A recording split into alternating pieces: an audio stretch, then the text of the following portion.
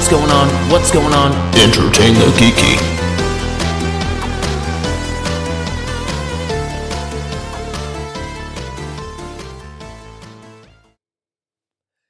Well, entertain the Geeky here. What's going on? So it's so funny. Like we took a break around the holidays, and like we just got off of a 2-week unintentional break just because there was like illness and stuff like that. Yeah. And now it's like Children were sick, and I was sick. Yeah, and it was no good. It's so cool to get back into the fold. So like I did a post on our Instagram the other day, and I was like, hey, sorry, Jason and I talked. You're getting 2 fucking episodes this week, so we're gonna make up for some lost time. Yeah. Oopsie. But the bonus content that we've been doing has been fun as hell to edit. Really? Well, it is because like I'll get the episode done, Right. and then I'll have this section that's like I know is the bonus content. Yeah. And part of it is typically kind of unusable just because it's like we just finished an episode. There's like a brief second where we might not have our mojo yet. Right. And then we get it. And it's like, shit, dude, that could have been its own fucking episode with how it was going. Yeah, and it's just so funny. It reminds me of when Entertain the Geeky first started and we were doing like these 2 and 3 hour episodes. Yeah, where you guys were just riffing. Oh, the whole time. It was god awful. Yeah. We had like this I plan don't to think go it was into awful, but I think it's a lot. It's a lot to listen to. As a listener, it's fucking It's not hard. awful, but it's Well, a lot. editing, it's a nightmare. Oh, I'm sure. And Yeah. like, I didn't. I was like, okay, and Post. done.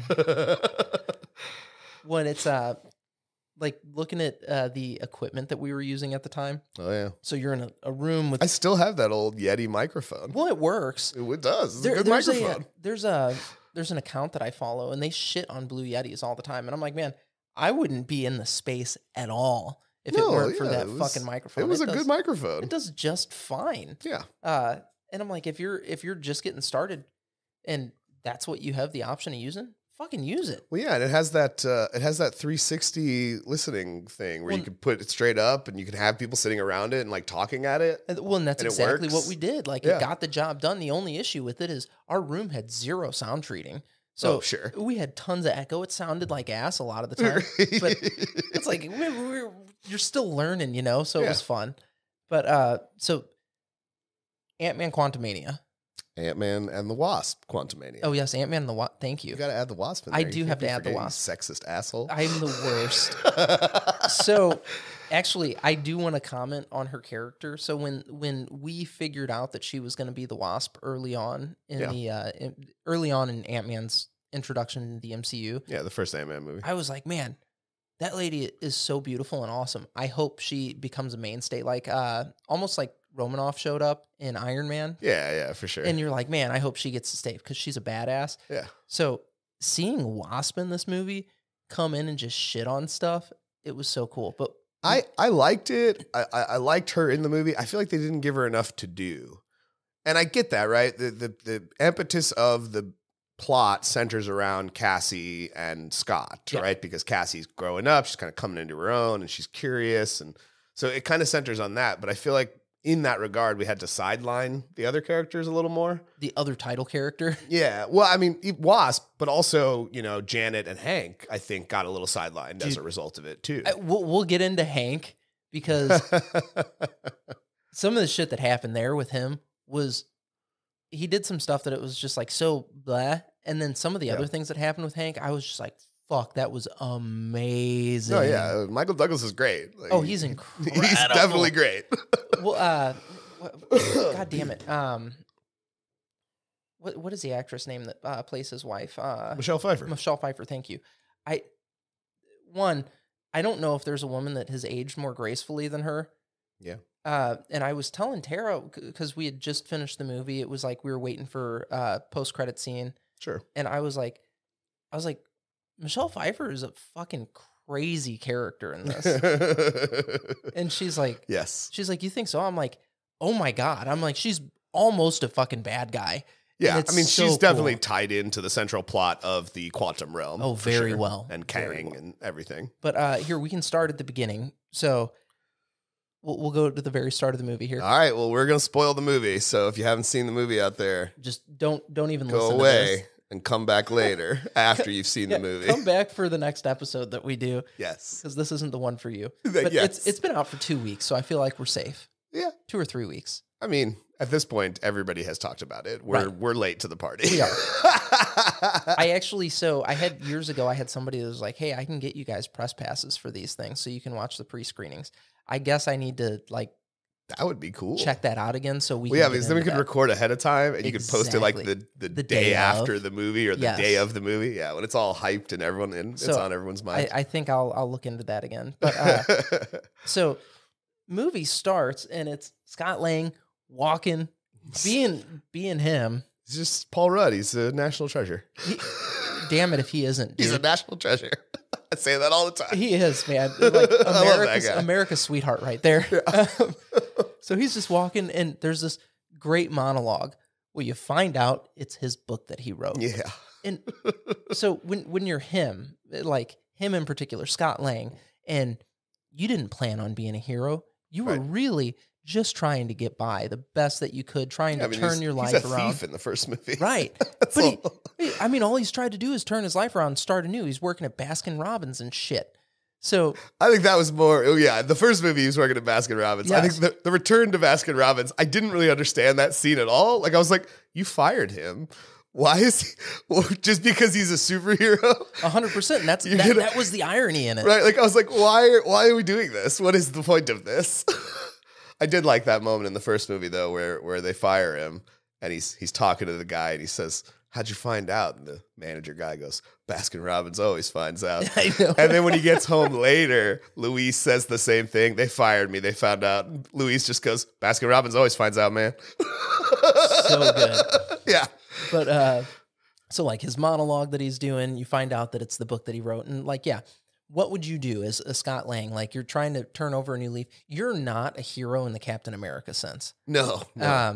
Or, an Iron Man or whatever. Right. So he's just trying to make the best that he can. And he's like, well, I guess inspiring people is the best thing that I can do now. Sure. Scott also became, based on what we saw in Miss Marvel, Scott also became, I think, the guy who told the world what happened. Right. Right. Because he was doing a podcast in the Miss Marvel show called Big Me, Little Me. Mm-hmm.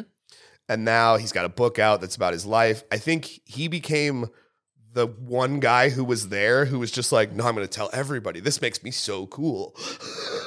Like with the big Thanos and the time travel. He's the one who told everybody the whole thing.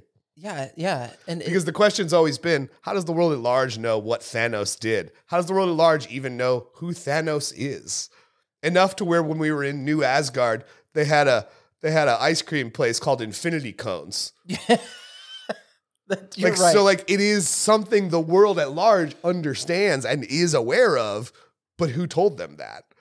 Cap's gone, Tony's gone, the rest of them have lives. Scott's the only one that just went back to like just being a normal guy after this was all said and done. His life became, like you said, telling the story. Right. And so I think he became the guy who told.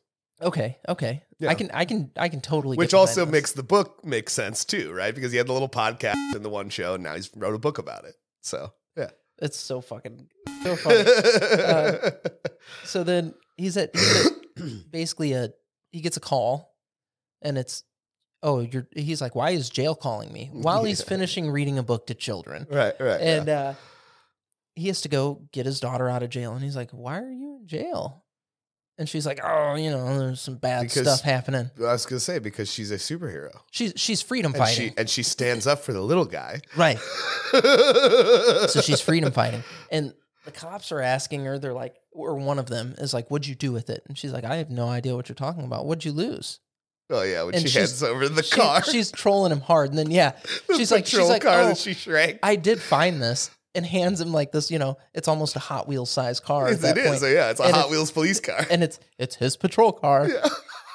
And just the dumbfounded look on his face and like her little smirk and just walk. So funny. This is the third girl to play Cassie Lang. Oh my God, it is, isn't it? Yeah. So we had the little girl from the first 2 movies. She was in the first 2 movies. That little girl, great, by the way.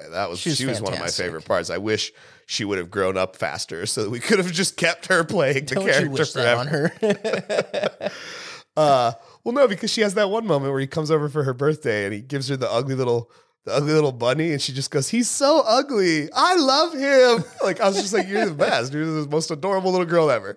And then the second movie where they're crawling around and they're like self-made ant farm where they're the ants. They made this big giant playhouse ant farm.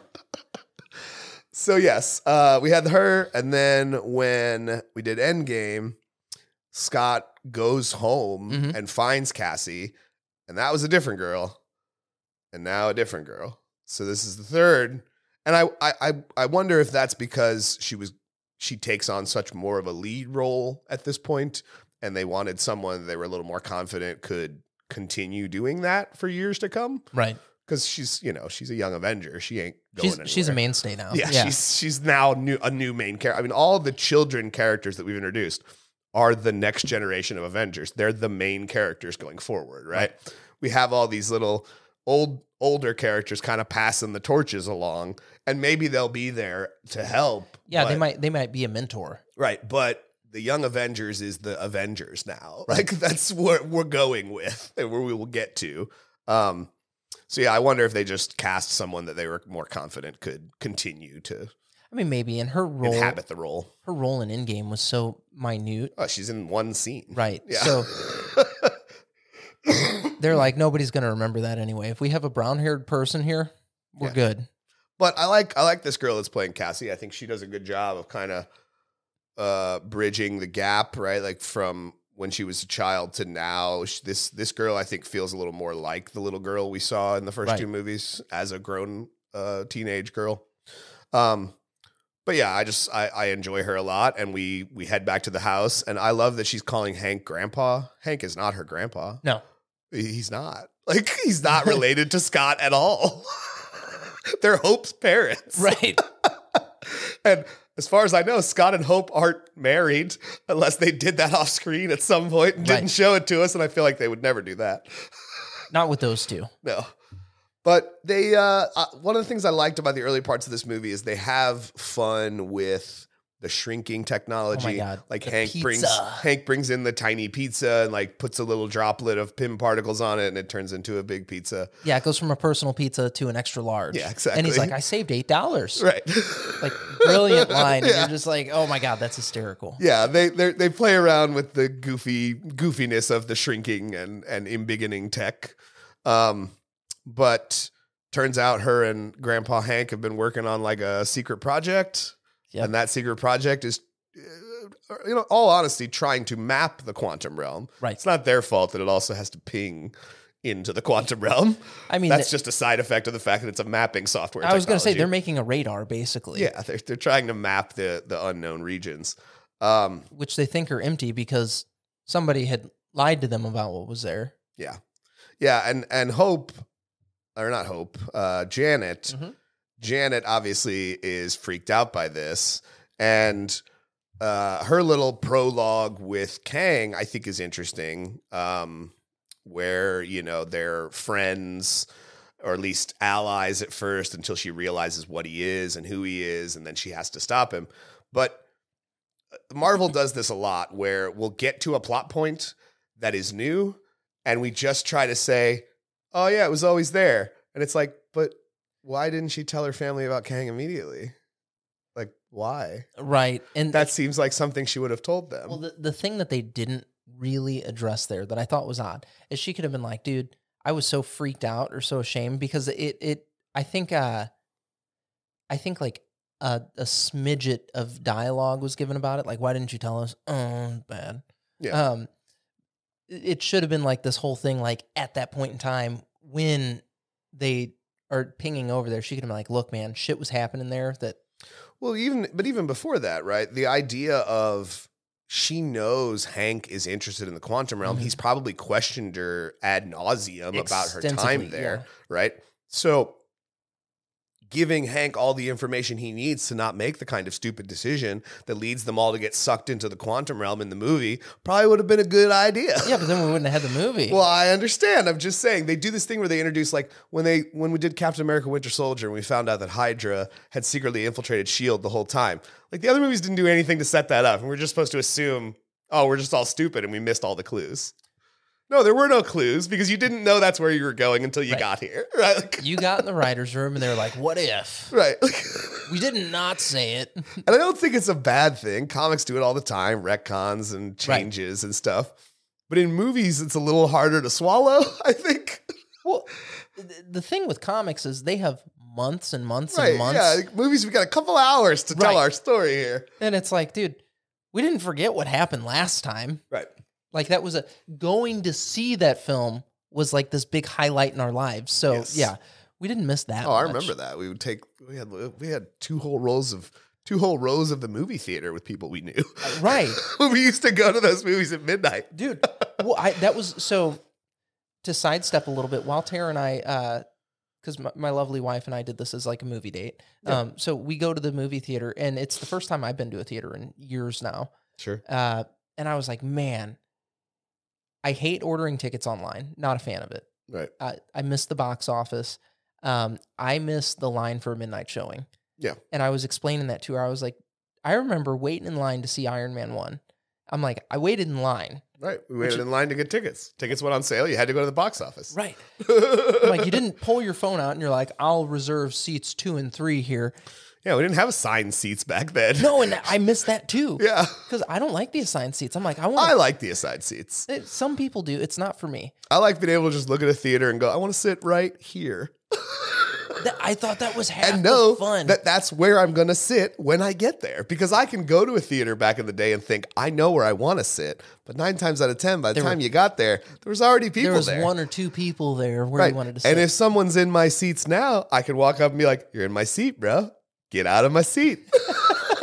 That's my seat. I paid for it. But there was the things that happened in the line waiting to get into the movie was fucking magical, dude. I mean, I remember standing around outside that mall just talking about every movie and dissecting every moment of it for the next 20 minutes. Right. We would stand there for 20 minutes, half hour easy, just talking about the film. Right. Well, and like episode 1, I waited in line for hours. X-Men, the first X-Men movie. I waited in line for fucking hours. And it's because tickets didn't go on sale till what, fucking 1 o'clock or something like that, 9 o'clock. It depends on the theater and the time. We didn't have tickets going on sale a month ahead of the movie's release. Yeah. So you'd wait in line, and like now the midnight showings they'll start happening at 9 o'clock or something like that. It won't even be midnight. It's not even that late. It's like 4 or 5 in the afternoon. Right. It's not a midnight showing anymore. No. So I'm like, man, there was something that was beautiful about the movie going experience then. Sure. That doesn't exist now. It's cool. Well, do you know why they don't do the midnight stuff anymore, though? Why? It's because of all those people that got shot up at that Batman screening by that crazy guy dressed like the Joker. Fucking asshole. He went to a midnight screening. He's got Joker paint on. He's Joker. He's going to see The Dark Knight Rises. And then he killed everybody. He killed a lot of people. I don't know, killed everybody. Way to fuck things up for a lot of people. Well, but that's why they don't do midnight showings anymore. They were so much fun, though. It was a beautiful and sacred thing. Yeah, no, it was good. And I really enjoyed it. So like not having that anymore, it's just a different vibe. And like going with that group of friends was always so much fun. Agreed. I miss that. I miss it too. So, after doing a few years of movies in the living room kind of thing, I'm like, fuck, dude, I miss the theater. I miss it so much. We go back to the theaters. We'll definitely go see Marvel movies when they come out. And I guess that's probably it. That's probably the only time we've gone to a theater. Most everything else we just stream. Well, the last few Marvel movies have been so refreshing, and I've enjoyed them so much. Oh yeah, I have too. I mean, so has Corey. It reminds me of why I fell in love with Marvel movies. Like you went and saw these movies, and like it was the first time you got to see that superhero on screen or whatever. Oh, of course. It was totally bitching. Yeah. Well, now we're getting introduced to new characters, new concepts, and stuff like that. And I'm like, after 13, 14 years, however long they've been doing this now, they're still keeping things 2008. Right. They're keeping things fresh and fun still. And it's fucking amazing. I agree with you. The larger audience does not agree, though. A lot of people have not liked Ant-Man and Thor, Love and Thunder, and Black Panther did fine. It's Black Panther. That movie did fine. Because it wasn't a big multiverse movie. It was just a Black Panther movie. Well, what was the other one? Shang-Chi. Fucking badass movie. Yeah, Shang-Chi was good, but that one actually did good, right? That was probably one of the last ones to have pretty positive reviews coming out of it, right? Because Eternals didn't get positive reviews. No, and Eternals was a cool fucking flick. I thought Eternals was fine, but it's a niche, man. It's, the Jack Kirby, Stan Lee stuff, that's a weird niche where it takes a specific kind of fan to even be into that going into it. But I could see where a casual audience member might get turned off by the weirdness of that. I mean, it's a very gods and men kind of story. Those are the same people, though, that went and saw Guardians of the Galaxy and were like, this is fucking cool. Yes, but that's because Guardians of the Galaxy was just Space Avengers. Sure. I mean, every character in the Guardians correlates to an Avenger, right? Tony and Rocket, they're both smart-ass drunk guys. Star-Lord is the man out of time, like Captain America. Right. Groot is a big, giant, hulking Hulk. monster. Yes. Gamora is Black Widow. What about Drax? Drax is Thor. They're both kind of big, strong, dumb guys. Yeah. Yeah. Drax is Thor. Little dry. Yeah. That's the one-dimensional character. Fair enough. Yeah, Drax is Thor. So yeah, it's just Space Avengers. Eternals is not Space Avengers. No, Eternals is very different than Space Avengers. But it was like being a moviegoer, being somebody that was consuming the movie, I was like, oh, this is fucking perfectly enjoyable. No, yeah, I think it's great. And but I'm a fan of the weird old sci-fi part of the Marvel universe. But I think that's where some of the casual moviegoers are getting turned off. Okay. And I think Ant-Man is another perfect example of that. The idea of Kang as a character and what he represents and the little post-credit scene with all of his different variants, like he's a strange thing for the casual audience to latch onto. He's not Thanos. We understood Thanos.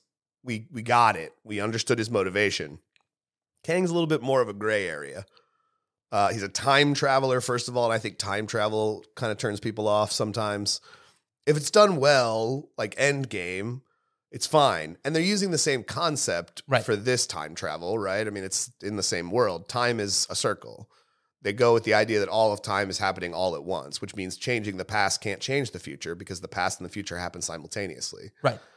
Time is written. It is a circle, right? Like, so it all happens all at once. While we are sitting here talking, George Washington is chopping down a cherry tree. Right. You know what I mean? Right. They are signing the founding documents. Exactly. As we are having a conversation here about that. So I think that concept can be a little jarring for an audience. Yeah, for an audience who just came off of the Infinity Saga, which was very action, straightforward, bad guys, good guys, we're going to fight.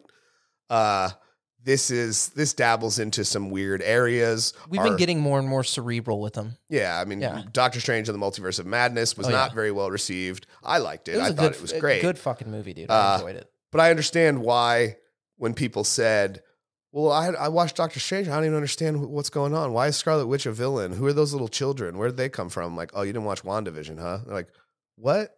No. I had to watch a TV show before I could watch this movie? Yeah.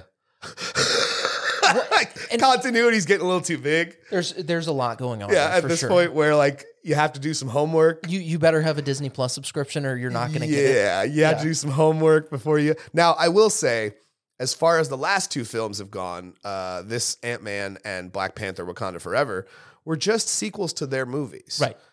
Scott recaps all the major events at the beginning during his little I'm reading my book monologue. Yep.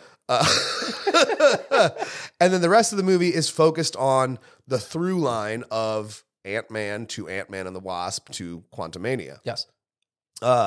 So I think that's been something that's refreshing is all I had to watch was the other Ant-Man films to watch this. All I had to watch was the first Black Panther film to watch Wakanda Forever. But this is the one, it's weird to me that Ant-Man gets to be the film that sets up the stakes for the future. That's a weird concept to me. Well, I mean, as we sit now, because he wasn't an original Avenger. He was in the comics. He was right. not No, not in our Yeah, MCU is what I'm talking about. So, is he one of the guys then that carries the torch moving forward? Because we don't necessarily know what all is going to happen with Thor yet. No, Thor's going to be around. Hemsworth, whether they bring back Taika Waititi or not, because a lot of the fans who were upset about that movie blamed it on Taika Waititi. Sure. So whether they bring back Taika Waititi or not, Hemsworth is Thor, period. Hemsworth has said, I'll keep doing this as long as they keep wanting me to do it because I enjoy it. So I'd imagine we have not seen the last of Thor. But Hawkeye, maybe, right? I mean, his show kind of implied a passing the torch kind of thing. Right, but with him, with the actual actor losing a leg or whatever. Oh, yeah, Renner after the accident, yeah. That's a lot. I mean, you could write that into Clint's character. Oh, though, easily. Right, and because that's something they kind of played up a little bit in that Hawkeye series is he can't hear as good anymore. Yep. Clint's body starts to fail him when he gets old. He's eventually blind. Yeah. Blind Hawkeye's so fucking cool. Blind Hawkeye's amazing. He just uses his hearing to target things. So you could definitely write into his character the problems that Renner has experienced in his life, and it would just be like, oh yeah, like Hawkeye's body starts failing him as he gets old. You know. But do you think we're going to be getting to a point now to where, because like Loki's not going nowhere. No, that's what I'm saying. Too popular. Loki is one of those characters that like he might be a fucking spearhead moving forward in the MCU. I don't know about that. I think he's definitely going to be important to this whole Kang story. I mean, they showed that with the second post-credit scene. Well, we see that with the first season of the show. I mean, the first season of the show is where we get introduced to the concept of Kang in He Who Remains. Right. Which I have my own theories about. I think He Who Remains and Kang might be actually the same person, but we'll get into that a little later as we talk more about Kang. But I want to talk about a thing that I lost my mind. I was like a little kid when I heard Bill Murray. Bill Murray's in the movie, by the way. Oh my God. For a split second, he's nobody. He's a random character from the comics that's from the microverse or the whatever they call it. I don't remember what they called it in the comics. It wasn't called the Quantum Realm. Yep. But he betrays them. Yeah, immediately. Yeah, to Kang. But when I heard him say to Janet, it's too late. He's already sent him. Yeah. And she's like, sent who? And he just goes, the mechanical organism designed only for killing. Like, I was like, oh my God, that's MODOK. Like, I was a little kid. I mean, my friend Dan can attest. Sitting, I'm smacking him like, he's talking about MODOK. It's going to be MODOK. Because I love MODOK. He's such a weird, goofy thing. Very odd. That I never, ever thought we'd see in a live action film. No. Never. Ever. He's a giant head with tiny arms and legs that sits in a floaty repulsor lift chair with guns in it and weapons and buzzsaws. He has the buzzsaws like he does in the comics. It was so cool. He's ridiculous. Yes, Bill Murray shows up. Yes. The dialogue that he has with Janet is him and Janet obscene. were banging. Yeah, they were totally they were banging. bumping uglies. And Hank even talks about how he had a little thing. Yeah, he's like, Janet was locked away in the quantum realm for 40 years or however long it was. I went on a couple of dates. Yeah. It didn't last. And she's like, how come? It wasn't you, baby. Yeah. No, it's a good moment to show their real love for each other, right? That kept them going. Yeah. But yeah, he just shows up, does his Bill Murray thing, and then betrays them to Kang. The whole thing was a Bill Murray thing. The betrayal was so Bill Murray. I was like, Jesus. Just his entrance, just parking his ship like right on the balcony of like the restaurant, asshole. like a dick. Yeah. Funny as shit. Great. It was great. Well, him and Jeff Goldblum making their appearances in the MCU, just both brilliant. Why not? Right. Like, so over the top. It's like, this is great. Just why not? Right. This is what we're going to do. I'm an old guy. I'm an actor. I'm just going to have some fun with this. When And they want him to. Like, it's clear that when they're approaching these like older actors and stuff, just be you, bud. They're like, dude, you're playing yourself. Just go do you. out there. This is your name. Full blown arrogant and have fun with this. Yeah, I mean Jeff Goldblum. I feel like any notes he gets on by Taika Waititi is just be all the Jeff Goldblum you can be. Be the best Jeff Goldblum you can be. You think you can Jeff Goldblum this a little harder? We need a little more Goldblum on that one, Jeff. So but yes, Bill Murray shows up. We find out that him and Janet are freedom fighters together. They were banging it out, and they get betrayed. Also, the fact that Bill Murray calls Hank Henry just shows how close he was to Janet, because that's how Janet calls that. Janet doesn't call him Hank. Mm-hmm. She calls him Henry. That's her name for him, right? Oh, everyone else calls him Hank except Janet. This is Hope. And you're just like, oh. Yeah. Henry. Oh, it's so good to meet you. I was like, that is so off kilter. Yes. And the look on Hank's face the whole time while this is happening, he's like, what the fuck? I think it says two things, because Michael Douglas is great. He's a great actor. Brilliant actor. I think the look on his face says two things. It's, I understand, but also I want to punch you. Right. Like, I understand that my wife was here for 40 years, right, and I can't expect her to have ever thought she was going to get out. Right. So she moved on. I get that. I accept that. But also I want to punch your arrogant, smug face. You need a good old-fashioned Southern ass whooping right now. But then we cut back to MODOK. Yes. We cut back to Antman and the little crazy quantum people that he's found, including the guy that really wants some holes. Yes, the rebel encampment. Yeah, the guy that really wants some holes was cracking me up. So, how many holes do you have? 7. I love that Scott counts them. And he's like, yeah, that's correct. Oh, yeah, that's right. Yeah, sure. So Tara immediately fell in love with the Holes character. Do you know who that is that voiced him? Who? So it's Dave Dastmalchian, the guy who in the first 2 movies was the Russian dude on their crew. No shit. The one who kept talking about Baba Yaga in the second movie. Oh, it's Baba Yaga. No. Oh my God. That's so funny. He plays the voice of the guy who just really wants all the holes. So he's like, you drank me. Yeah. And you like, oh my God. Drink the goo. Drink the goo. So the goo is this, it's, I guess it's universal translator juice. Yes, it's part of him that makes you able to understand everything and speak to everybody. It's universal translator juice. I wonder though, once you pee it out, do you have to drink more to keep getting everything translated? There's no way it's infinite, because Janet had to drink some at the bar. You gotta pee it out. Right? Eventually you gotta pee. Right. Then you don't have it anymore. Yeah, or does it linger in your system for a little bit? Like caffeine has a half-life. Maybe. So would it start to break down over the course of like a week or something? I don't know. Right. All of a sudden you're just having a conversation and the other person just starts speaking a different language. Half of the words that they say are, yeah. Where's the goop guy? Bust your tentacle thingy out.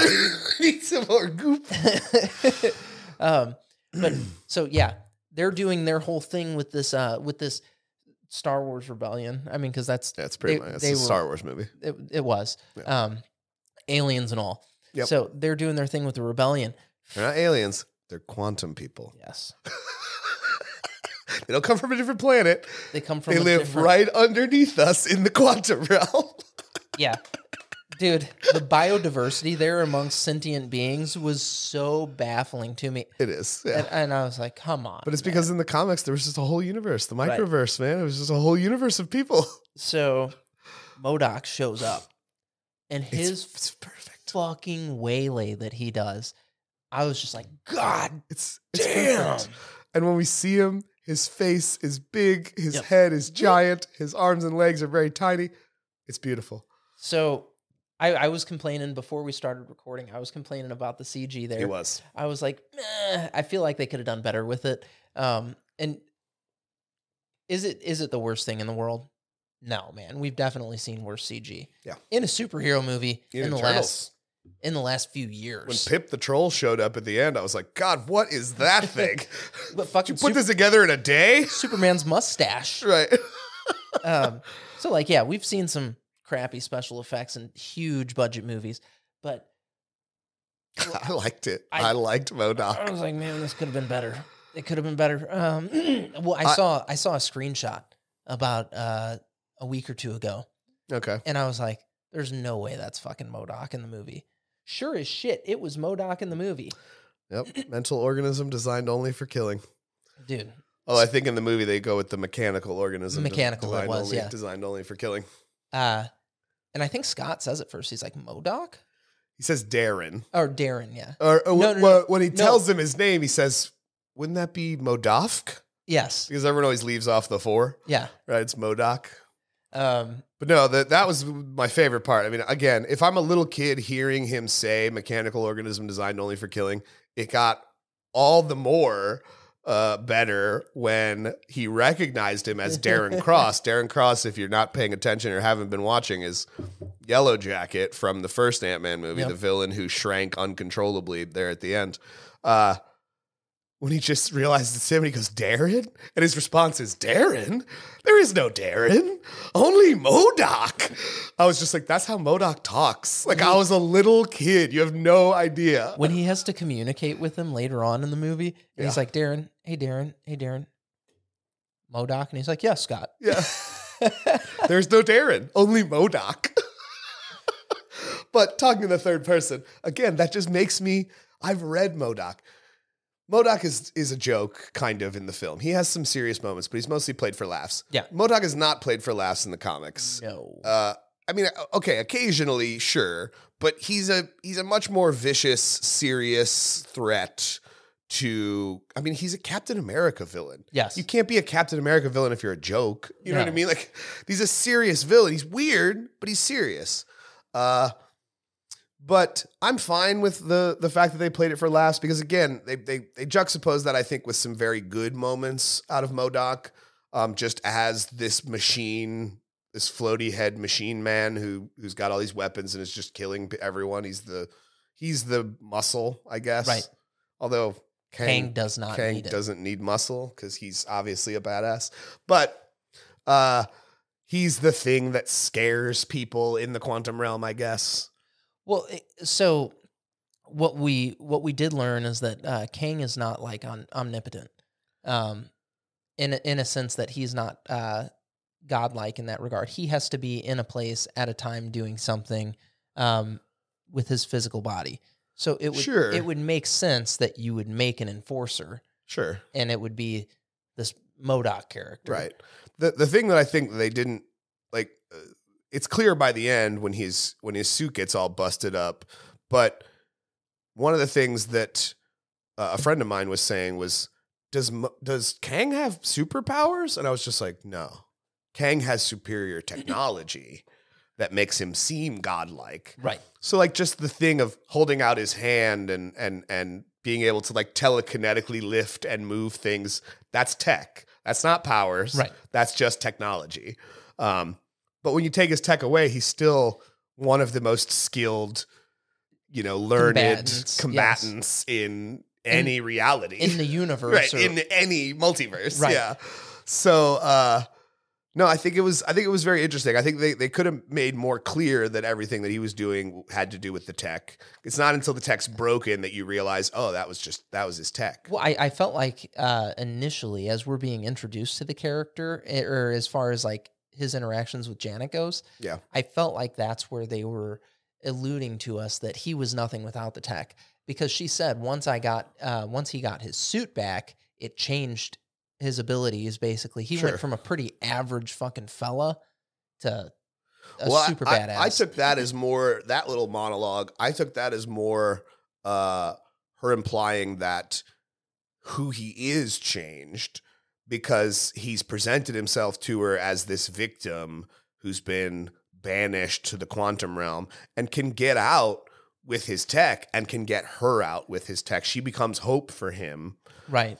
And then the moment he has his suit back, his personality shifts into the conqueror again. Well, he needed her to do something, like, right. And this is where I felt like that character had a lot of depth, because he was clearly extremely manipulative. Oh, absolutely. And damn good at it. Yeah. Like, he's a time traveler. You meet this lady who's very fucking smart, very capable, and you play her like a fiddle. Yeah. Like, oh, we're going to do this together. Come on, let's get back to work. I want to get you to your daughter. We can do this. Fuck, dude, what a prick. Well, but I don't think it's entirely his fault. I think Janet needed the hope that he brought. No, of course she wants to go home. She's been here for 30 years or whatever. Yeah. At that point, probably only about 20 or so. They did de-age her a little bit for that flashback scene to imply that it's somewhere in between when she was lost and when she got home. Not that there was much to de-age. That lady...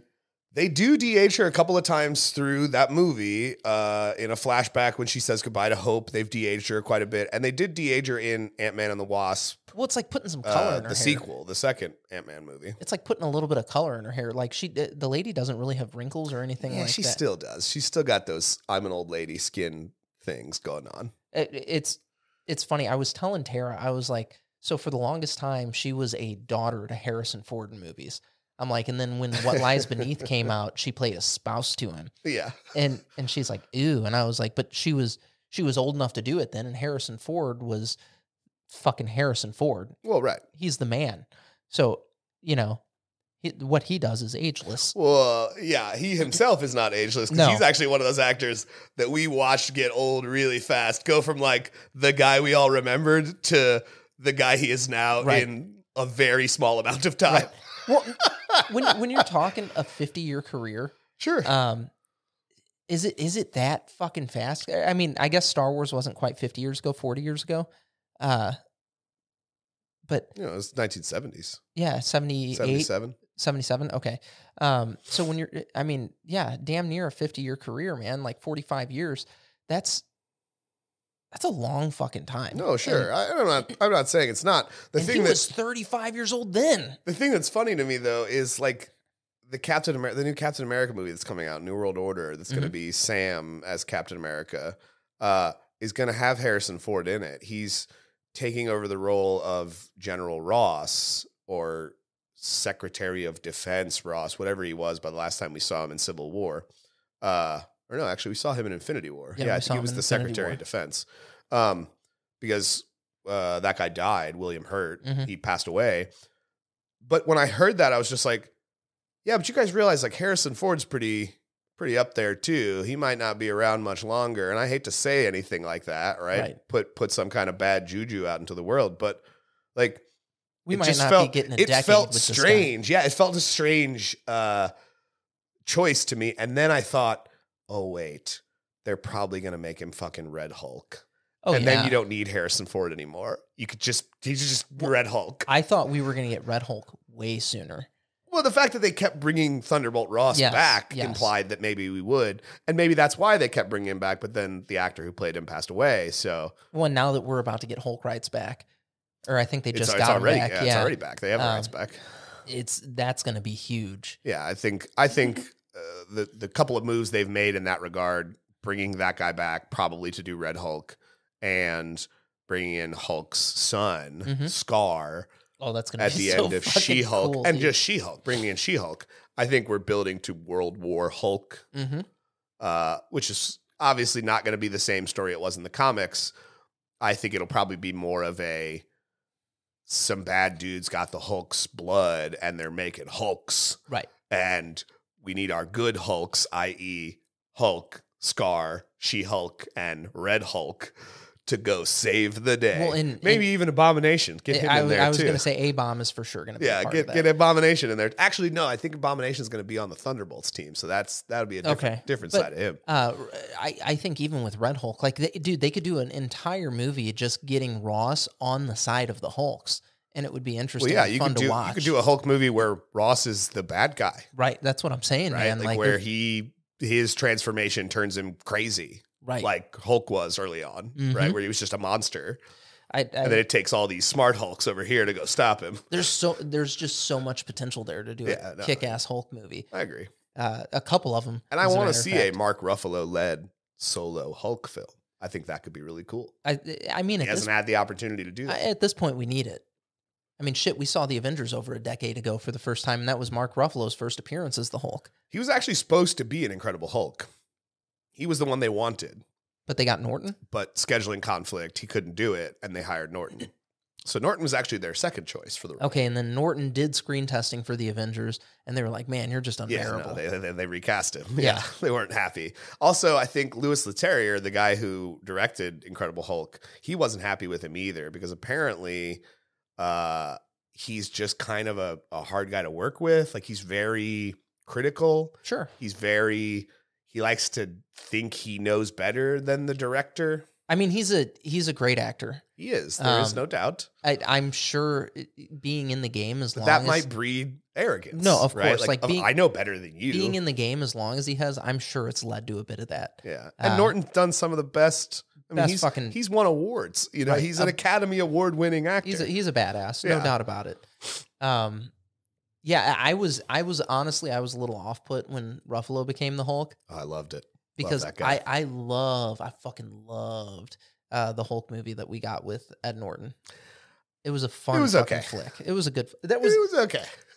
Okay, best solo Hulk movie we've had by a long shot. The 2004 thing sucked.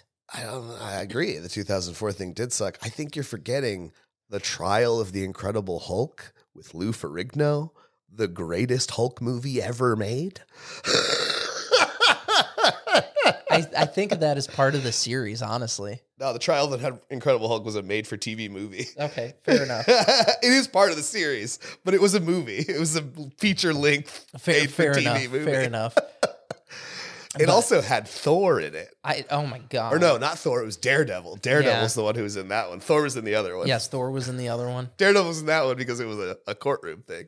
They were suing the Incredible Hulk for property damage or something. Some such nonsense. And Matt Murdock was the one who defended it. I mean, it's funny as shit. Brilliant. They were trying to start their own little cinematic universe in the Hulk show. In the 70s. Right. They had Daredevil. We had Thor. Spider-Man, I think, made an appearance way back when. I don't remember Spider-Man. No. I'm thinking I think it was a Japanese film that did the Spider-Man. America. Yeah. In any case. Anywho. Back to Ant-Man and the Wasp. We're falling way off topic. Yeah. So MODOK shows up, kicks everybody's ass. Yeah. Real good. Yada, yada, yada. Scott Lang is captured, and his daughter. He agrees then because Kang is basically saying, look, dude, I'll kill your daughter in front of you and I will make you watch it over and over and over again. Oh, yeah. I'll make you relive that moment. You beg for death. Yeah. And that calls to mind Loki. Right. When they put him in that quantum moment that he had to relive over and over again where Sif punches him. That was great. But yeah, Kang is He's a fucking He's a psychopath. Prick, yeah, like he is a psychopath. Ruthless. Yeah, he's not Thanos. So Scott's like, fuck it, I'll help you. Fine, whatever. Don't hurt her. As a parent watching this movie, there were all these like parental moments in it that were super sweet. And Tara bawled talking about the movie afterwards. She's like, this stuff was happening, and like as a parent, she's like, you want your kid to go out there and be strong and all this, that, and the other. She's like, but there's also that part of you that wants to protect them and wants to, when Ant-Man catches her when she's falling and pulls her into his chest and is, and protecting his baby. Big giant guy. Yeah. She's like that. She's like, yeah, you want to protect your kid, pull him into your bosom. She's like, but you also want to make them strong and ready for the world. Yeah, you want them to make their own mistakes and make their own decisions. Right. And she's like, so when he's like, you better not have a suit. She's like, I get it, but I'd be like, if you have a suit, you better use it now. Right. Yeah. So he goes to whatever this power core was. It's the time core. So the chair, the big little floaty chair. Big little. Is how Kang travels the multiverse, and it's how he does it in the comics as well. It looks better. The chair and the interface around it look better in the movie. In the comics, it's literally just a chair. Yep. He's just floating around on a little chair. Very Professor X-esque, if you will. So the fact that they made it look more like a craft than just a floaty chair. Yeah, it's like this big ball thing, but it was fucking cool, and it was still, that's not something you should be able to rule the multiverse from. You know what I mean? this ball thing. Sure, it's the time travel though, man. No, I get it. It was just, I thought it was well done. It was still tasteful, even though it wasn't exactly comic accurate. Yeah. Well done. So Scott, but the engine itself has some kind of paradoxical bubble around it, where everything is and isn't. Yes, it's the Schrodinger's cat ideology. Yes, right. What did they call it? The possibility storm. Yeah. So where every decision that you could possibly make starts showing up creates these altered versions of you. Yes. Yeah. So, and Scott is very unsure of himself. Right.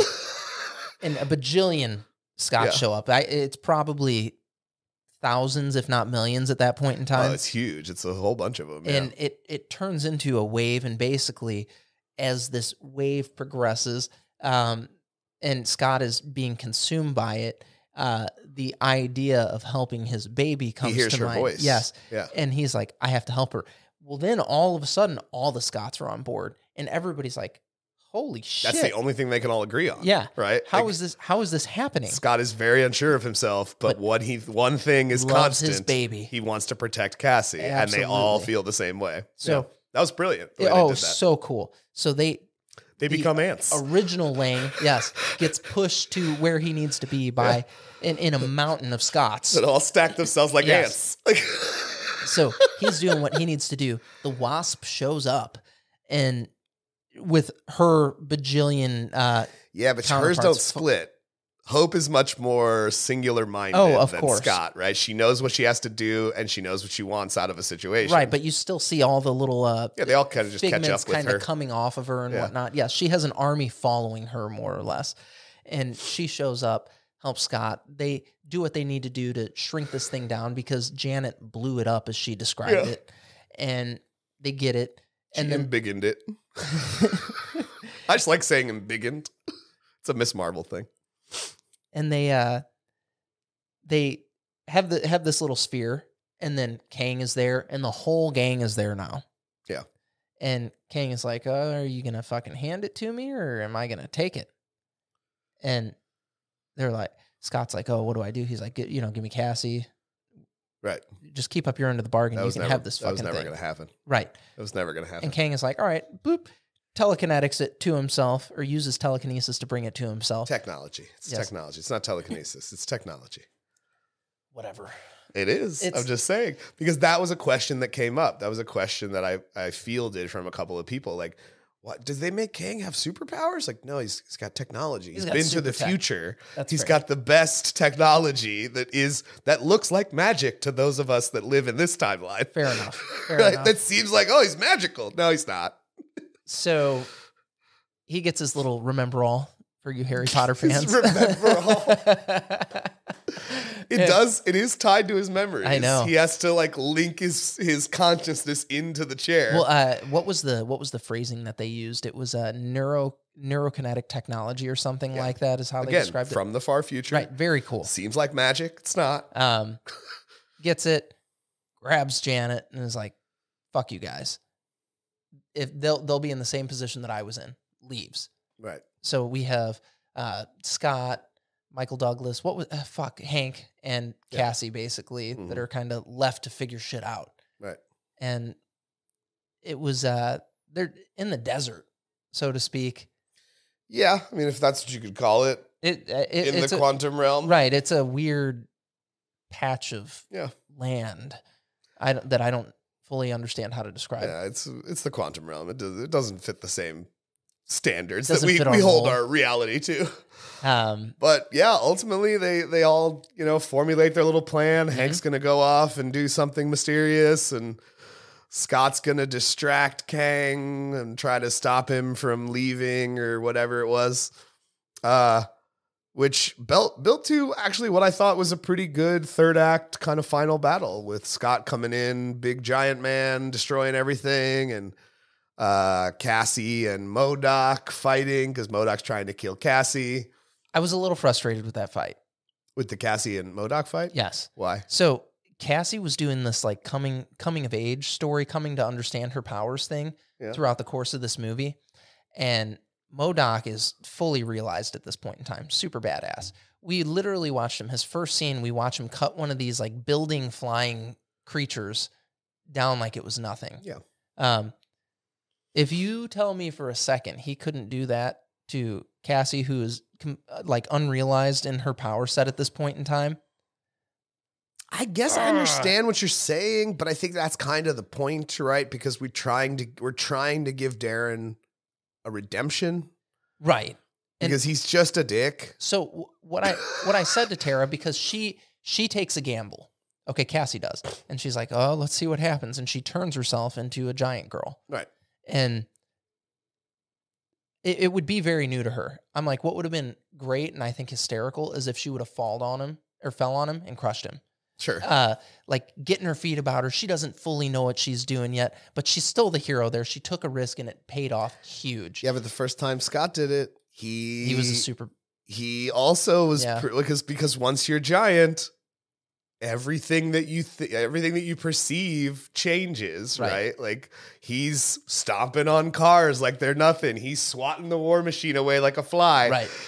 You know what I mean? Like he wasn't perfect. She wasn't perfect either. No. But it gives you a very large advantage, no pun intended. I mean, it gives you a pretty big advantage. You're superpowered at that point too. You're not, the nth degree. You're just giant. Yeah, that's superpowered compared to and everything about, so like the thickness of your skin is also giant. Right. So like that gunshot is just going to bounce right off of you. No big deal. Right. That little saw is not going to cut through you at all. Whatever. No big deal. Right. Like it just changes everything to big. Extra. Supersized. Right. Like it was everything. Everything gets stronger. So they have this fight and it's cute and sweet. It's more of a chase than a fight. Right. He's just kind of chasing her. She's running away because she doesn't know what to do. She finally kicks his ass. Yeah, she does the giant thing. And he's like, down for the count. They give him this redemption arc, and the phrasing that she uses, she's like, "Just don't be a dick." Right. And he's like, "What?" And she's like, "Yeah, don't be a dick. Don't be a dick, Darren." And he's like, "Oh." She met Darren when she was a little child. He came into her room. And he tried to kill her. Right. So they give him his redemption arc. Meanwhile, we have the rebellion basically trying to push back Kang's forces. Yeah, they came in with Scott. And Giant Man, like, trying to destroy kicking ass and taking names. The time machine. Well, at one point, and this is where I knew I was like totally sucked into the movie. He grabs Kang and is like smashing him against a wall. And I was like, oh man, I just hope you fucking decimate him right now. Like, because that's where you're at this point. You're like, this motherfucker right here. He was, oh man, this prick. Yeah. I hope you get him so dead. And nope. No, not yet. That easy. Not yet. Got too much tech, man. He's he's got all the best tech. He is the storyline moving forward. This is our new Thanos. So they have their little showdown. They're being pushed back by Kang's forces. Yeah, it seems like they're going to lose. And it definitely set that up. Fucking that layup. Hank Pym comes in with his genius ants or whatever they are. Oh my God. Yes, that have progressed technology thousands of years. Yeah, like they've created a whole society in the quantum realm. Oh my God. So I said early in this, I was like, Hank was kind of like this odd character in it. Like he had moments where I was like, meh. And then he had these like great moments. Him showing up with the ants, I'm like, this is the coolest fucking thing. Yeah, I mean, but it's Star Wars, right? It's Lando showing up with everybody at the end of Rise of Skywalker to save the day. It's the Ewoks beating up on the stormtroopers. Yeah, it's everything. Yeah. So they show up. The ants overrun Kang. Yeah, that's when all of his tech gets broken. Mm-hmm. That's also when MODOK comes back in, wasn't it? Yes, MODOK when he just comes in and Kang says MODOK, and he says, my name is Darren, and I am not a dick. So MODOK throws himself onto this bubble that these ants are attacking that Kang is protecting himself with. Yeah, he's trying to break it. And pops it. Yeah. And then the ants fucking totally overrun Kang. Yeah, and Darren gets messed up and he's going to die. Yeah. Big old giant head. MODOK Darren is going to die. Well, his tiny hand. on Scott's face was the weirdest looking thing. I was like, did they use a real hand? It's just like a little hand on a stick to touch your face. He's telling Scott, he's like, you've always been like a brother to me. And Scott's like, no, he hasn't. He's like, all right. They met in the first movie and have not seen each other since. But that's why it's so funny, because this fucking completely such a goober. This disconnected individual he's such a goober. Is dying, and he's trying to have this moment of glory and whatnot, and this sweet thing, and he's not a dick anymore. And he puts his little tiny hand on Scott's face and was just like, oh my God, it's so weird. And Scott's just like, little teeny tiny hand. Uh-huh. Yeah. Like, he's trying not to be a prick to this guy now. Right, he saved the day. Yeah, kinda. so he's like, all right. Maybe a little. All right. Cool. Darren dies. No, remember before he dies, one of the last things he says. What's the last thing he said? One of the last things he says is, at least before I died, I got to be an Avenger. And Scott just goes, yeah, definitely. Yeah, sure. You were totally right. MODOK was a self-proclaimed... He wanted to have his big moment, he right? Was a self-proclaimed I'm Avenger. a hero now. You are right. I'm an Avenger today. That had totally eluded me here. Yeah. But then, honestly, I think the little epilogue to the battle where everybody gets to go home except for Scott, and they just get into a straight up brawl. Scott's helmet is broken, so he can't shrink or grow. Kang's tech is broken, so he can't use his powers. And it's just a ass whooping. It's a brawl. Yeah. Like, it's just a straight up fist fight boxing brawl. And I thought that was actually a really cool way to do it, because it shows, I think it gives me the same feeling of watching Thanos beat up the Hulk. Right. Without using an Infinity Stone to do it. It's, you think I've come this far with just tech, with just my power? No, I am skilled in everything I could have to be skilled in. I'm the fucking conqueror. Exactly, right? Like, so you think I've come this far with my tech? No, I am good at this. And I'm going to show you right now by beating the shit out of you. And that's what you feel watching Thanos beat up Hulk. You're just like, whoa, you don't even need Infinity Stones. You just bodied the Hulk. Right. Like, what? We've never seen the Hulk lose a fight. He doesn't lose fights. You just bodied him?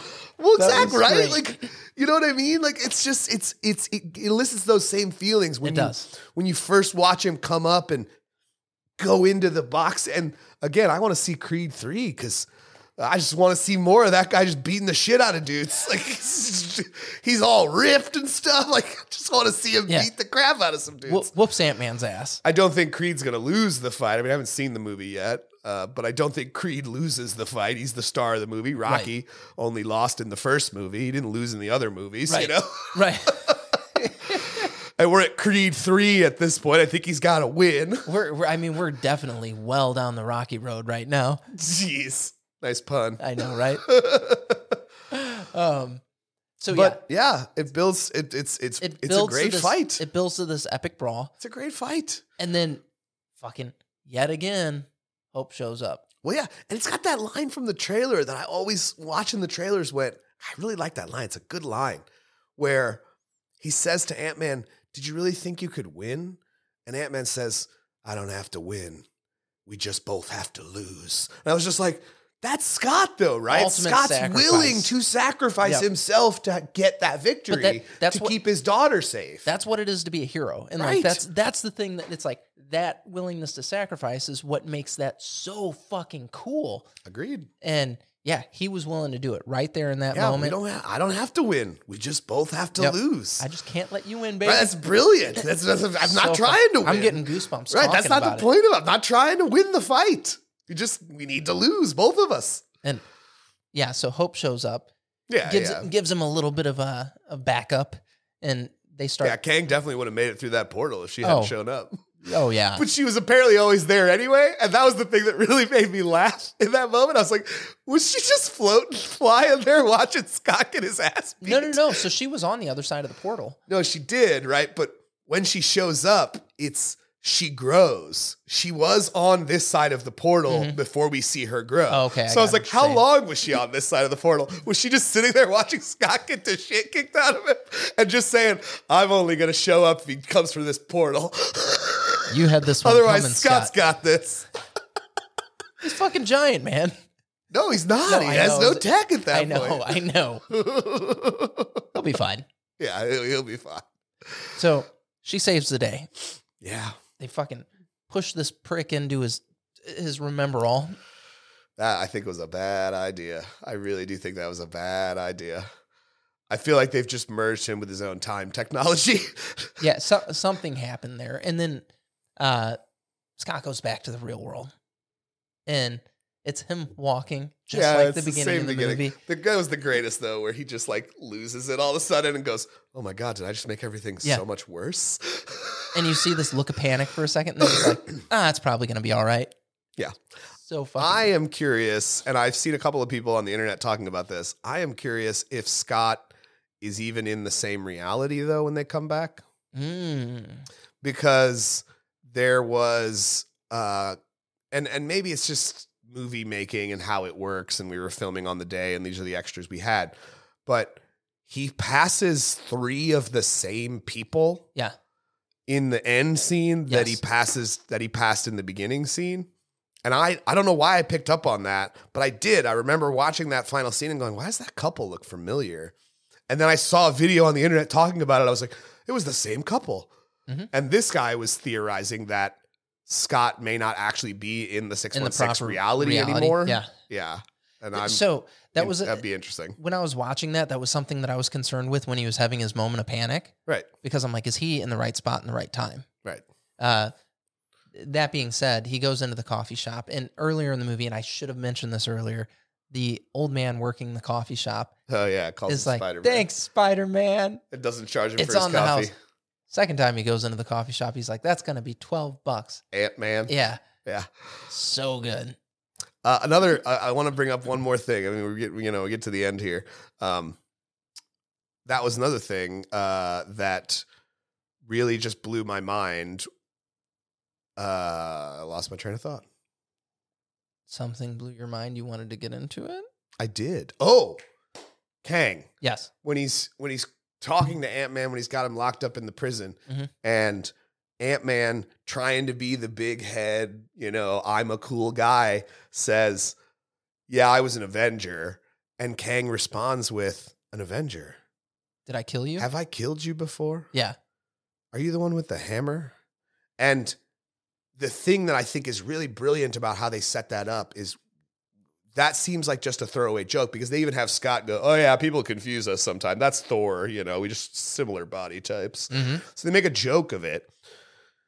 And then later, when he's kind of like got him down and he's been using his little telekinesis to mess with him, he says, you're out of your league, Ant-Man.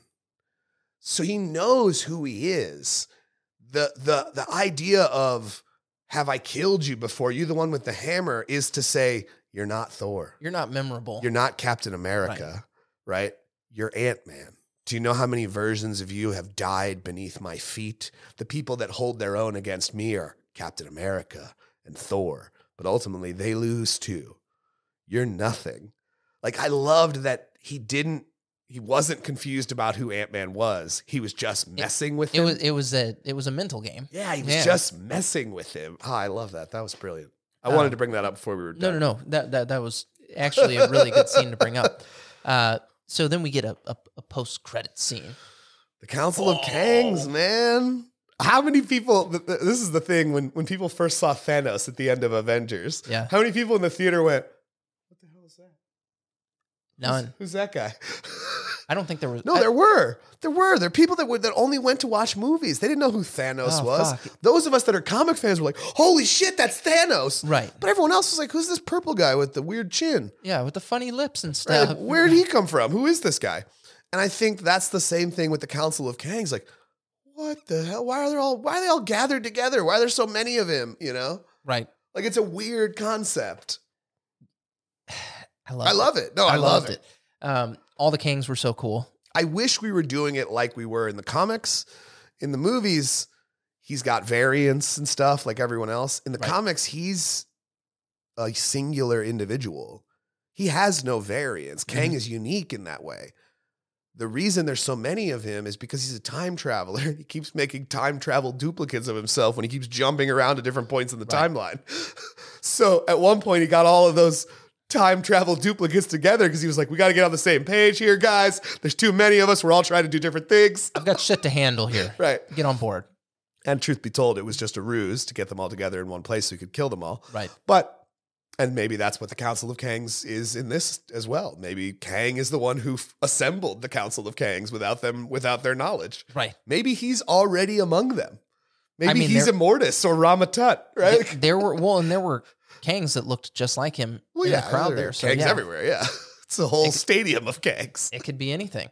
But then we get the Loki post-credit scene. Yeah, this is the first time since actually, that's wild. It was the first Ant-Man movie. The first Ant-Man movie's post-credit scene, I don't know if you remember that. The first Ant-Man movie's post-credit scene was just a straight-up scene from Captain America Civil War, where Falcon and Sam walk in and they've got Bucky lashed up so he can't talk to him. And Cap says, do you know me? And he says, your mom's name was Sarah. Yeah.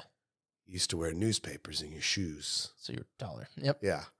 That was just a scene from the movie, and that's what the post-credit scene is here as well. It's just a scene from season 2 of Loki because there's no context for it. Although Victor Timely is another persona of Kang. I don't know if you knew that. That's a weird, obscure one. No, I did not know Victor Timely, he goes back to like the early 1900s, and he's an inventor. Only makes sense now. Yeah, like that's awesome. Victor Timely. That's another variant of Kang or another incredible. time travel duplicate of Kang. But yeah, I have no idea what the hell's going on in that scene. I'm excited, but I have no idea what the hell's going on. I just love it. Like, yeah. So it's literally been years now since I've been like really stoked for the Marvel Universe. Like I once was. Sure. But basically after Endgame happened, I was like, I would watch the movies, but it wasn't anything that I was like, all right, this is fucking badass. Dude, that totally put the wind back in my sails with these Marvel movies because the first Ant-Man movie was such a breath of fresh air. And I remember watching it and being like, man, this is so great right now. With how superhero movies are, this was a good thing to throw in there. Right. And yet again, fucking third iteration of Ant-Man here, third film in the franchise. And I'm just like, this is fucking great, man. And it totally put the wind back in my sails with these movies. Yeah. I had a lot of fun with it, man. I really enjoyed it. I don't know how people have hated it so much. I'm telling you, man, I just think that the movie-going audience, the non-comic initiated, they're not on board with the weirdness anymore. Like, at first, the weirdness, like I said, it was palatable because they used the same formula for all the weirdness. No matter what they were doing, they used the same formula. Here's your big blockbuster action movie. You're going to get your fight. You're going to get your big special effects, whatever. And now we're delving into territory that is so specifically comic book. Right. That I think it's turning off some people. And continuity has gotten big enough at this point, too, where, it's huge. Like you said, you have to know what's been going on in order to get what is going on. And that can be frustrating for the casual movie-going audience. If you're new to the MCU right now, and this is where this is just so. Well, I don't know how you could be new. It's ingrained in culture. It's been an impact on our cultural zeitgeist since 2008. So I don't know how you can be new. But, well, let's say you're a 10-year-old kid. Right, maybe you're a child. Maybe you've seen a couple of the movies. Like, there's a lot of fucking backlog that you have to get through, kid. And not all of it is super relevant, right? We definitely have talked about. I think we talked about it on the show back when we were doing it just without video. There's the amount of stuff that you have to watch is much smaller than the amount of stuff that's been made, right? There is a through line from the first Iron Man movie to Endgame that you can get through in like 10 films. Right. You don't have to watch all 22 of them that led up to that, right? Because there are there are moments that are important to the overall narrative, and there are moments that are fun and add a little bit of flavor to the overall narrative. A little bit of a side quest, if you will. Yeah. But I think we've talked about it on the show. I think we talked about like all of the movies that involve Infinity Stones are obviously very important. Right. Any movie that had a cameo from Thanos in it is obviously very important. The through line of Captain America films is pretty important because Civil War puts them in a weaker place so that Infinity War they can be devastated, right? So I think it's not necessary to watch everything, but with the fact that they've opened the door now with television shows, it's getting a little extreme. It's very saturated. Yeah, it's getting a little extreme. And that's not to say that I haven't enjoyed the television shows. I've enjoyed every single one of them for different reasons. Right, they're way fun. But again, I had a friend, go see Doctor Strange that had never watched WandaVision, and they didn't understand. They were just like, I don't get it. What did I miss a movie? Did they do a second Doctor Strange movie that I didn't get to see? That totally stuck it in my head again. When are we getting Daredevil back? That's supposed to be soon, I think. No, 2024 is Born Again. They actually started filming it this week. Okay. Yeah. In wherever they're filming it. Probably New York, I would imagine. Oh my God. Yeah. Fuck, that's going to be cool. Yeah, D'Onofrio's on site. Charlie Cox is on site.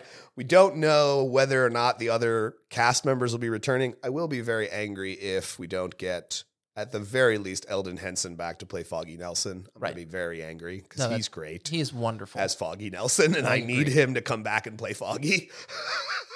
Yeah. Everyone, you can recast Karen Page. I'm fine with that. Not that actress wasn't fine and didn't do a good job, but it's Karen. Karen's not essential to the story. Right. You can recast Elektra. She had such a small part in the overall narrative. Very minute, yeah. Yeah. But I think, again, you brought back Charlie Cox, you brought back D'Onofrio because they're the kind of heart and soul of the show. But you got to have Foggy, man. You got to have that guy. Eldon Henson did such a good job with Foggy. I think Marvel's always done a good job at, if they can get the right people back, they do it. Yeah, we haven't heard anything about that. He's not been seen on set or anything like that. Well, fucking Natalie Portman was never going to do another Marvel movie. And guess what? She shows up in his Thor. See, this is the thing. I don't think Eldon Henson would say no. Right. I don't think they've asked him. And why? Why haven't you asked him, right? Maybe it's later in the show. I don't know. Maybe. It would be cool to reach out to him.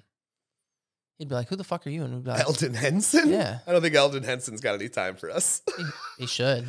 Maybe one day when we're more powerful, then we have time for you, Eldon. Then we'll reach out to Eldon Henson and see if he wants to come talk about Daredevil. I love that you called it powerful. When we are more powerful. Well, that's kind of how YouTube works, right? You start out, you're not super powerful, but then eventually you are. I mean, shit, I've watched channels go from, I'm just doing a goofy video about a video game to video game publishers are sending me advanced copies of games to review, So one day when we're more powerful, maybe we'll be able to have the pull to get Eldon Henson to come hang out on the show and talk to us. I love it.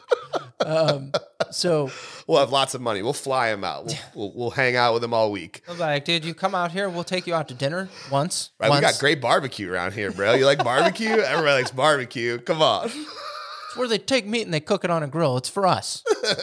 I would say it's for you, but it's not. It's for us. So okay. This week, I was talking to Jason about this. I wanted to announce the first book club book. Yes. I think we're going to do V for Vendetta first. Oh, that's a big one. It is a big one. It's very wordy. It's quite wordy, but it's got a lot of TLDR going on. Fucking too long. Didn't read. It's Alan Moore, man. My feelings on Alan Moore on this show, I think, are clear. I think he's overrated. I love him. I'm not saying he's not an auteur and doesn't deserve his place in the history books, but I think he's overrated. So that's going to be the first one that we do. And of his books, though, I do think that is the best one. It's fucking strong. Because I'm not a League of Extraordinary Gentlemen person, and I'm not really a Watchmen person. Killing Joke was great, though. I mean, Killing Joke is not his creation, though. That's fair. Right? Of the things he's created. Okay. Yeah. So yeah, V for Vendetta is going to be first. I will make an announcement very soon on how to get your copy of it, and we will allow you to place orders on entertainthegeeky.com. How this works is we will be fulfilling all orders through a local comic shop. I've already spoken to the guys at Altered State Comics, and they are going to be the ones fulfilling that order for us. So really cool. We get to support a local guy. Yeah. Your local stores are important. If you don't get it through us and you still want to participate in the book club, great. If you do get it through us, it helps us. It helps a local store here in St. Louis. So appreciate it all around. But if you got a copy, now's the time to pull it off the shelf, dust it off, and reread it. Bust that shit out. I think that'll be we'll start that one in April. So we'll open up orders in the next like week or two here. Sounds and give a couple of weeks for fulfillment and everything. We'll start that one probably mid-April. And then we'll do the review at the end of April going into March. Now, are we going to handle this like live stream style? We'll do it as a live stream. Comments and people to actually have a discussion about it? Oh, yeah. And if nobody shows up, it's just going to be us doing what we do. Easy. So we'll do that on a Sunday. We'll plan on 11 o'clock for that stream. Okay. We'll make further announcements about it as we have everything a little more solidified. But yeah, it's finally happening. ETG Book Club. Woo! Get on board. And, go to entertainthegeeky.com. You can follow us on all of our social media there, all that good stuff. Like, comment, subscribe, all that. Please, helps us immensely. Getting the name out there and getting to do this together is a lot of fun. So help us. Honestly, we want to hear what you think about Antman and the Wasp Quantumania. Leave us a comment. Leave us a like. It's super helpful. Hell yeah, it is. So, thank you. And as always, stay geeky. Bonus content! Oh, we didn't talk about the holes guy. I wanted to talk about the holes guy. Fuck! He gets holes, and then he turns into a crazy person. It'll make great bonus content because it's still rolling. Bonus content! So we forgot to talk about the holes guy. So, one, Tara immediately loved that character. Yeah, I mean, I think we touched on it for a second during the actual podcast, but... We did. He actually gets holes. He does. They shoot him full of holes. And I was so sad. I thought he was dead. He's like, I have holes. And Tara goes, he has holes. And then he uses those holes to Kirby those motherfuckers. Right. Like, to basically gelatinous cube ingest them into nothingness. Oh my God. That was insane, fucking man. epic, dude. Yeah, that was nuts. That guy's nuts. Cool character, man. But yeah, Dave Dasmalchian. That's so funny. The Baba Yaga guy, the truth serum guy. Baba Yaga. There's no such thing as truth serum. Yes, there is. No, there isn't. If you were gonna go through and watch like all the Marvel movies and shit, do you have your favorites? Of course. Okay. I think I could name the top 3 for me right now, and it's Iron Man, the first Iron Man. Not necessarily because it's the movie that kicked everything off. I just think it's a really good movie. Like, cool ass movie. It did a great job of making a Marvel character that most people had considered to be a B-tier character at that point. And the only reason we thought that, though, is because X-Men and the Fantastic Four and Spider-Man were the movies we had seen. We'd never seen an Iron Man movie. Iron Man is not a B-team character. The Avengers are the A-team. Right. It's right there in their name.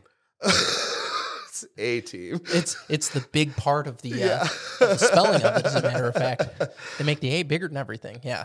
But yeah, so I think the first Iron Man movie, Captain America Winter Soldier, not only because I'm a big fan of Brubaker's run on Captain America, but it's a cool spycraft movie. It was also the first movie I remember watching from Marvel and said, that movie, you could have taken Captain America out and put Jason Bourne in there, and it would have been the same movie. It would have been a box office hit regardless. Right. Like it was the first time I remember Marvel saying, why does the genre have to be superhero movie? Right. Why can't we put Captain America in a spy thriller?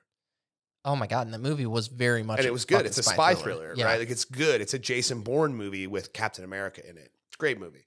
And then Infinity War. Infinity War was so fucking good, dude. Yeah. I rewatched it recently a couple of months ago. I don't watch it all the time. I think I've watched it all the way through maybe 3 or 4 times. Right. But yeah, that watching it again, as I get older, I become more emotional when I'm watching movies. Sure. And I was watching it and like tearing up and stuff. And I was like, this was just a good fucking flick, man. Oh, it was. And it's one of those movies like Empire Strikes Back where you get to the end and we lost. Right. And that was the impact of that I think really resonates is we've never seen these people lose. They don't lose. They're the Avengers. When you go to every solo or team up story they've done, these people don't lose. They win. This was the first time we saw them lose. And that's why it's so impactful when Captain America's last line is, "We lost." Because that was new. This is new territory for them. They don't understand how to lose, right? Right. Yeah, I mean, and that gut punch at the end is why the movie lands so well, I think, is no, we lost. It's over. It's a kick-ass flick. And I knew that was how the movie was going to end, man. About 10 minutes in, I just went, as we started seeing him get Infinity Stones and send people out to get the rest of the Infinity Stones, I was like, oh, brilliant. This movie's going to end with the loss. That's the cliffhanger they're going to leave us on, is loss. Well, then half the universe wiped out. And then we follow up with Endgame, though, and that was like such a... Endgame's a fine movie. There's nothing wrong with Endgame. It's great. Powerful flick. It's not as good as Infinity War. Of the two, and they're both... It's just one movie split into two parts. Right. Of the two, though, Infinity War is far superior. It definitely pulls on your emotional heartstrings hard. Yeah, look, did I like seeing everybody be an Avenger? Yes, that was great. Hearing Cap finally say, Avengers! Assemble. That was great. That's brilliant. Everyone's an Avenger today. But that is pure, simple fan service. What was your least favorite? Age of Ultron? No. No? No. Age of Ultron had its moments. It had some good moments. I liked Ultron. I think James Spader was great. I liked Ultron a lot. You're good. What happened? We're not doing video right now. It's just audio. No, I think Ultron is great. I think James Spader did a great job playing Ultron and giving this robot personality. No, I would say if I had to pick my least favorite, man, it's probably Thor: The Dark World. Ooh, yeah. That's a good least favorite. It's nobody's favorite, right? But it did have the first mention of Infinity Stones. It is important. It is a movie you have to watch in that little thing we were talking about. Right. In the episode, we were talking about the movies you have to watch. The must-sees. It is a movie you have to watch because it has an Infinity Stone in it, the Reality Stones in that film. But I don't think it's weak for the reasons people think it's weak. I think it's weak because they got a great actor in Christopher Eccleston to play Malekith, and they wasted him. That's why I think that movie's bad. I don't think that movie's bad because it has a bad plot. I think the plot works fine. I don't think that movie's bad because it has bad acting. It doesn't. It has great acting. The actors are all very good. I think they wasted the villain. And there was a lot of that going around at the beginning of the MCU is introduce a villain for one film, kill him off at the end. Like, what are you doing? Don't kill Malekith. Malekith is a recurring villain. Yeah, this can be a huge thing for you. Well, one of the things that I have to respect about doing this in the form of film is, yes, you can introduce this villain. However, don't stop killing him at the end of the movie, though. Are you going to be able to bring him back in 5 years or 2 years or whatever? Whenever you decide to bring him back, is it going to be possible? Maybe not. No, Malekith is dead. No, I know, but I mean, just would that guy even show back up to do it again? Eccleston? No, hell no. He had a terrible experience. So that's what I'm saying. They treated him like shit. Would you be able to get him to go do another Marvel movie or something like that? Like, yeah, I think that would be tough. And what if you introduce this villain that's going to have this huge fucking hand in the MCU moving forward, and you can't come to an agreement on a contract, or they die, or something awful like that? Right. That'd be fucking tough, man. Could you imagine if something would have happened to Josh Brolin? That'd be terrible. That would have been fucking brutal. Yeah, because he got cast as Thanos in Guardians. Yes. That's the first time we saw... Yeah. Yeah, because Guardians was before Age of Ultron. Was it that, or was it the first Avengers? Because I thought we saw a cameo of him. We do, but that wasn't Josh Brolin. That was just an actor they painted. Oh, okay. I got you. That's actually makeup. Like, that wasn't No, CG. that one I know was makeup. Like, I remember seeing that scene and went, is that a real guy? It was. Did they make a real Thanos? That's kind of cool.